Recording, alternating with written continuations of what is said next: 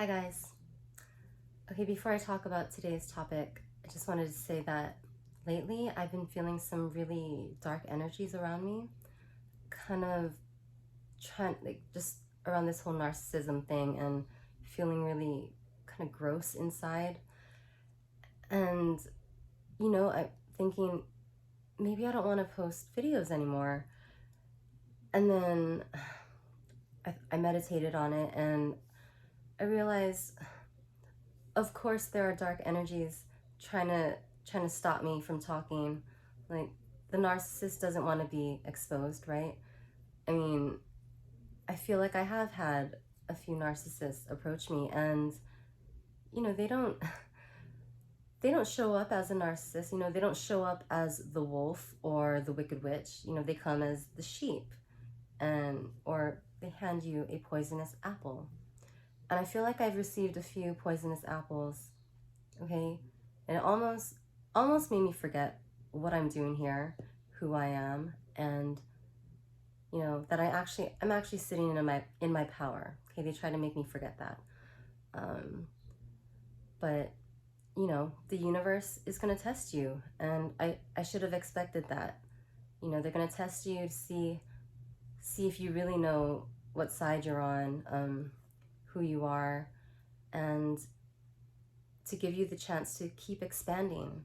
Even the narcissist, that trickster energy, they're just designated assholes here, okay?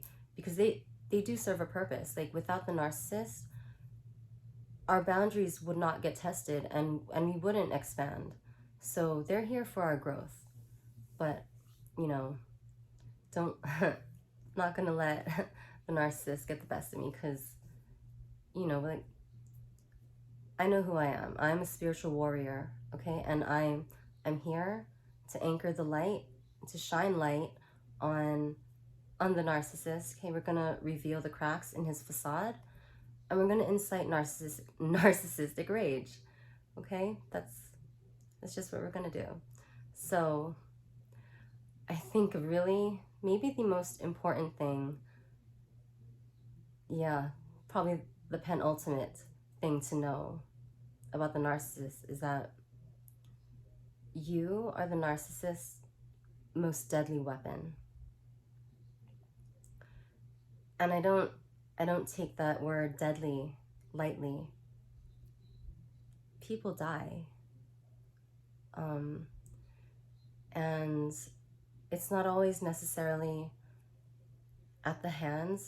technically at the hands of the narcissist. So this is what's so insidious about it, is that the narcissist doesn't necessarily abuse you himself. I mean, he does, but in the most sickening way, he gets you to abuse you. Okay? What they do is they hack into your brain. They manipulate your brain, and they get you to internalize all that hatred and shame and abuse. They get you to abuse yourself, and they get your body to shut down and create disease. So the narcissist will turn you against you, and some of the most extreme cases, like suicide, that happens. So yeah, I don't take that lightly. He will use you against you in that way. And okay, so for me, obviously I'm still here, okay, and a lot of these diseases and illnesses, they could be delayed, like years later. It's not the effects of the narcissist. Some of them are unforeseeable, even like the CPTSD. Like, I didn't really know that I had that. So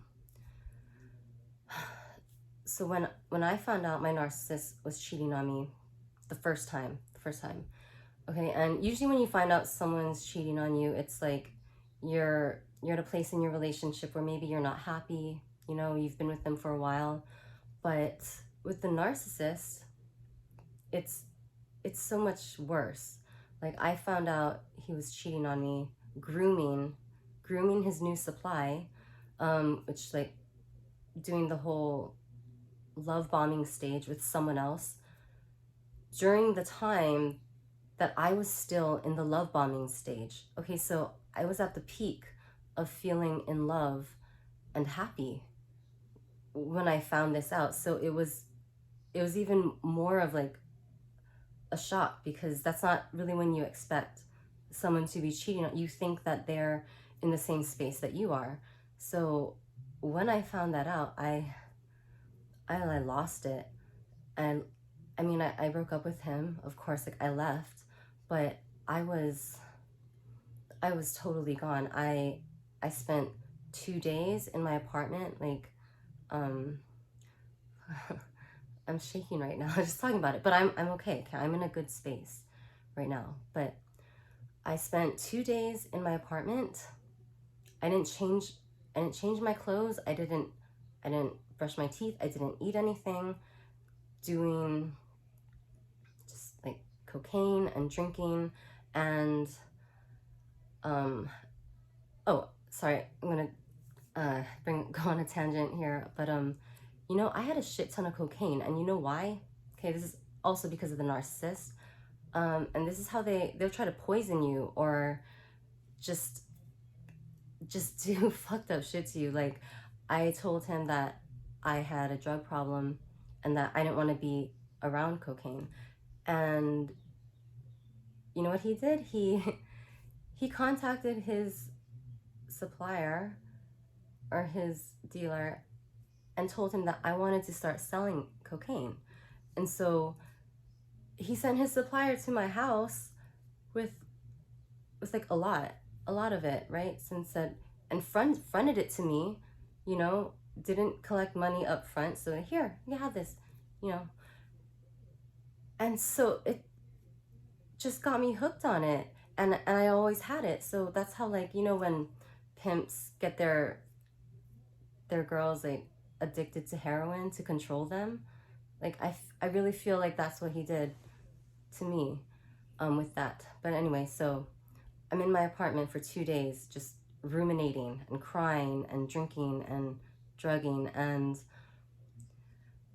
2 days later, the person who comes to check on me is my supplier, right? Because he needs to collect his money. But yeah, he came and he's like, Kristen, what the fuck, you know? And so I was in a really bad state, and there weren't enough drugs or alcohol or anything to make me feel better, or to alleviate the pain. So I was like, how else, what else can I do to alleviate this pain? So I thought, people cut themselves, right? And, you know, like, God bless anybody who does that. Don't do that. Don't do that anymore. It's a bug. There's a fucking bug in here. Yeah, people cut themselves. There's got to be a reason. It's not something I ever tried before, but I thought, hey, I might as well try that now. You know, see what happens. Like, so I got my pocket knife. I tried to cut myself. That blade was dull. Scratched at the most. And then I got a kitchen knife, and that one I tried harder. And I'm gonna tell you this, it's kind of hard to cut yourself. Like, I've never cut anyone before, but when you're the person trying to inflict the wound on yourself, it's kind of doubly hard, because you're trying to inflict the wound and at the same time trying not to get hurt. So when you're intentionally doing it like that, like, I found it difficult. And so with the kitchen knife, I was a little more successful, and, you know, I cut my arm like that. And again, that one wasn't very deep though. It was basically just skin. But I felt a little bit of relief. And I'm not saying do this, do not do this, okay? But it felt cathartic in the way that, you know, when you get a tattoo and you endure the pain, it kind of felt like that. But so anyways, that's the state of mind I was in. And I got back with my narcissist maybe about a week later, and it was really bad because I still felt totally crushed.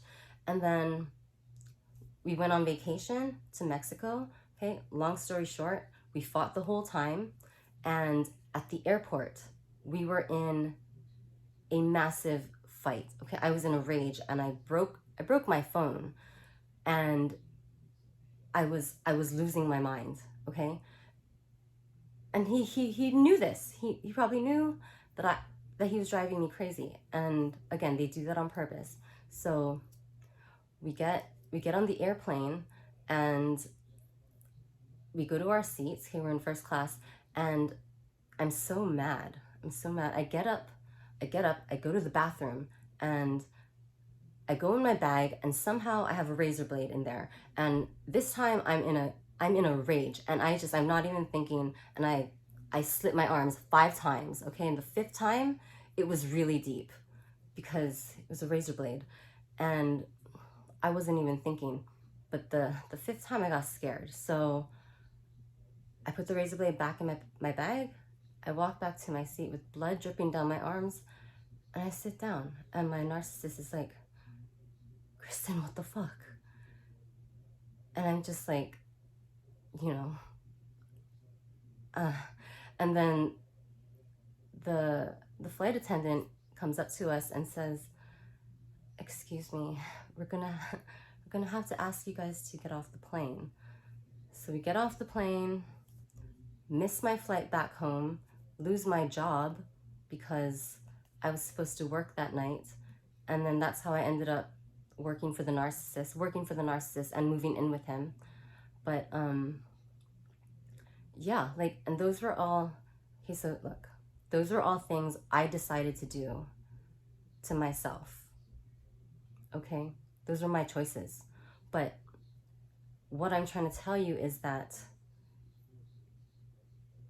if you are with a narcissist, he will do all he can to influence you to hurt yourself.